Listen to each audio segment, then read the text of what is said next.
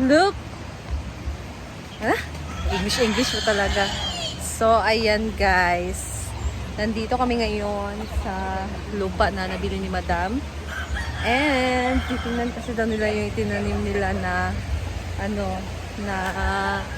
kalabasa. So, yan. Diyan si Madam sa may sapa.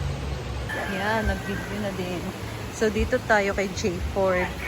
Merong tinanim dito si J. Ford na mga kalabasa daw. Diya. Kana? Mess! Aw, man lagi. Aman. Alam nyo naman, di ba? Ay, nagbaha. Oo. So, ang nangyari guys, dito nila tinanim. Pero, dahil mga nakaraang araw, tumaas yung tubig dito sa sapa. Naman, ito na ini. So, ito meron na buhay. May nakasurvive Ano ito, tsaka ito.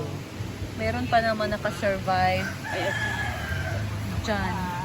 Yan nara, Ito meron ito. Ano na, bodies. Hoy, ito yung sinasabi ko ilan ni Bimbo na gumawa ng ganito para lagyan ng dragon fruit. Ba't may ganito sila? Alam mo na Wala na guys.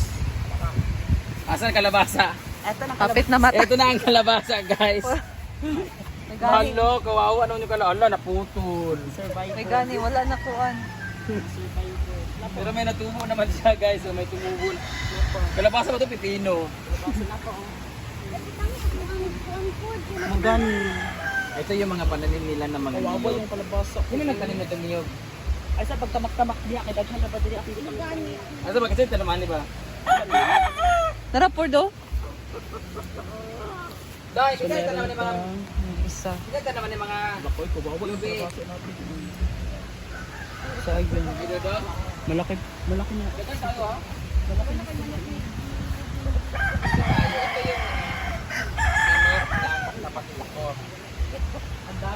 First time ko pumunta dito, ang dami pala niyang mga manok. Ayan, no? Daming manok. Mag-ihaw na tayo. Panglauya. Ano ito, mga Bisaya? Ito na? English. Daming manok dito na inalagaan guys. Oh. Native chickens.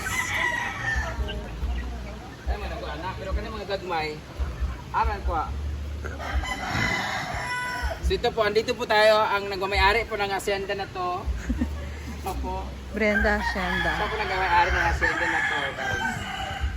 Sila din, mo din yung ibang, ito pala yung pinagkakabalahan ni Bimbo na, saan yung mga trabahante ko? Tapos manukan, hindi na sila mga adik sa kuwan.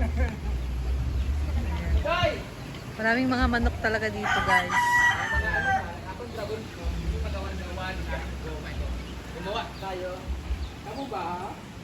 Ang ating dragon fruit, hindi pakakamang. May man doon umuha ng mga ingani tayo. Kung may nabot ng dragon fruit, kanang guma ba? Sabi ko, ganda na na-swear. Alay mo tang liyo ito. Kahit na lagi, pero pwede man ay mag-ingana di ay. Oh, pwede. Malam mo, dilig. Puso lang. Dragon fruit, ingani ba yung buta ng dragon fruit, ha?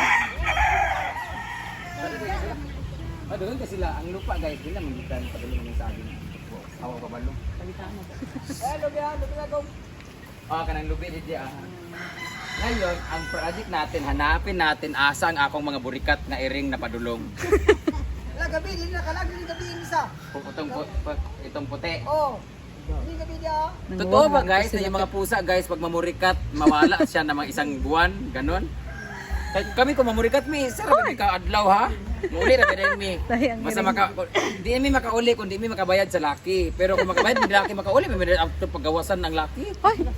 Tawa si Pudoy. Ay saba. Muli na inyong kabalahan din. Asa ba itong mga trabahante na sila din mga manok? Saan yung mga manok doon? Dapat na inyong kuhaan ka ng pugara. Ay, mga butang sa mga bulan. Ay, gibit ay. I-replant. Kaya pala si Bimbo doon, ang daming mga itlog na binisita ko doon sa kulungan. Wala may itlog din. Wala may manok din. Kinsa na itlog sige incubate kolera din ni ay. Narasa niya, perasa mang tagbantay. Ay mo gadto. Dada. Siya mo. Napa dito? Ngagim incubate. Murag isa nakabuk ina yan to nabilin. Sa ang gilid niya. Ana di ay, nangito pa di siya ka to ingon lagi. Ah, dini na solar dire. Ah, dini day mo solar gato ah. Ito po ang bahay ni Dongski. Ayan, yung mansion niya. Yan. Ang bahay niya.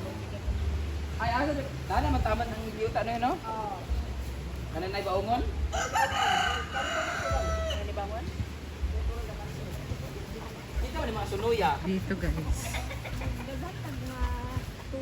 Hala, ang ganda ng ginawa ni Maridudong Dani kay puro lubi siya baon niya. Mahimo na din siyang kanab itong kuan. Ayan na. Mahal na bang kuhan karon? Noy, pwede ni tamnan Dani kalabasa, Noy. May padiri na lang. Kaya nga kalabasa ba? Yan lang fish pan guys. Kaya oh. dito na anod magguntanan. Dito padulong yung isda na maano dito kay may matilapin. Ay, may pag magbutang sa another fish pandaan para madagan yung Ang magbangag ani ito lang yung fish pan. Hanggang dito lang hindi pa nandoon. Tapos papunta rin doon. Panda! Magdagan na kay butang. Ha? Sino ba? Murarag wala sa imo. Nakabi kayo sa dito sa... Correct. Actually, may lupa pa ako sa Claveria, kaso pinasemento ko na siya. Kapayasan. Yung lupa ako sa Claveria na nabili ko kay Bakang, pinabayaran ko na kay Bakang kasi hindi ko naman siya gagamit in a lower price and gift ko na lang yun sa kapatid niyang si Jessica. At ngayon, pinapagawa na nila ng bahay. So, fully paid na yata siya. Ang binayad niya sa akin is yung kwintas na nakay Kano. Tapos pinadiscount siya. Yung bayad sa akin yung kwintas worth 37,000, binigay ko kay Kano. Kasi di ba mahal ko si Kano. Hala. Kasi di ba lupa lang naman yun si Kano, taga-bungkal man sa akin. Taga-kalot sa akong bukad nga lubot. Hala. So, ito yung lupa na 500 square meters na parang ano to, binenta to pero sabi ko, if ever man in 5 years, pwede pa nila tong pwede pa nila tong kunin, lokaton. Pag hindi umabot ng 5 years, akin na siya. Pero if ever maabot 5 years, pwede pa nilang balikan. Pero, Prenda di ay. oh, meron lista. May naka lahat sa papers na inano mo. Ako, si Rhea Pilingera, Hala. nagpamatuon nga magbayad ng 100,000 kay Brendamit sa una. Nag-promissory note. So hanggang dito yung bahay. So pwede pala, dito na lang si Milmar. Lagi. Tapos magninyo silang dua. Yan o, dito o, ganyan lupa ang gadulo. Tapos kibot ka na yung mga lubi, mundag ko na ng mga lubi dito. Sada na yan, ay, hulugan dayon. Nga ni Sada. Yan na, di ba? Para lahi na po. Pwede pa papayin mo rin. Ay, dito na lang ako magpagawa ng pabahay. Pabahay kubo. May nga ni kadag ko, ayahin na ng mga kubo, mga kubo, no? Pwede. Ba, magminyo si Jipoy, si Jipoy. Hindi sila. Anak, di ba? Ay, dili ka magpahimo og bella. Ano? Bella Changina. Wala naman kita budget sa pool. Ay, private bella dito sa other lot na ako. Just unahan. What happened, Bella? Tabok-tabok mo gada yuta. Ah, dini siya. Dani mo sa taman ng yuta. Limit ko, naman Okay no. Wala. Ay, dili ako dito sa kahoy na. Mahal ba yung yuta?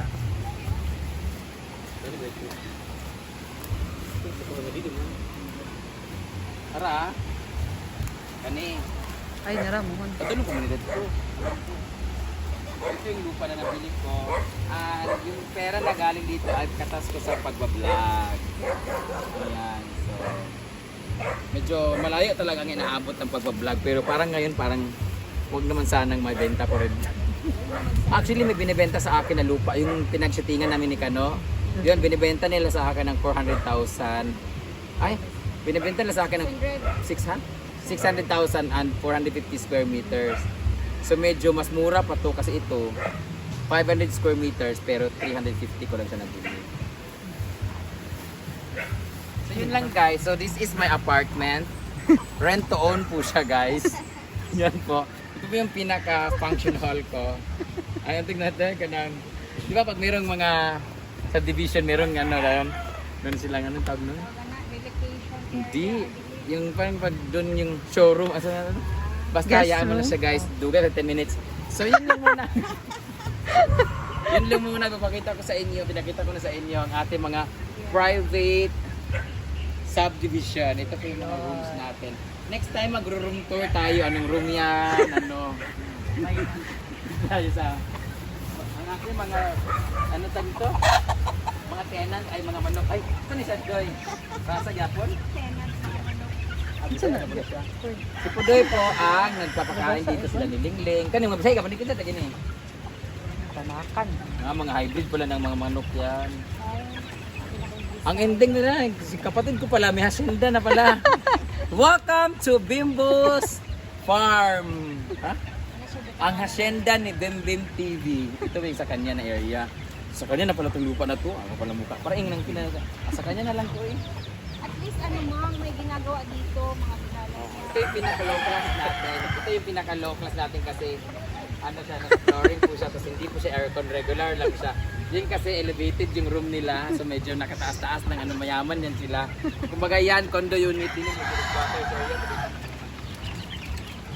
Mga itot na sila dayon. Incubate, yung kudre dayon. Dapat na may saksakanan din yun.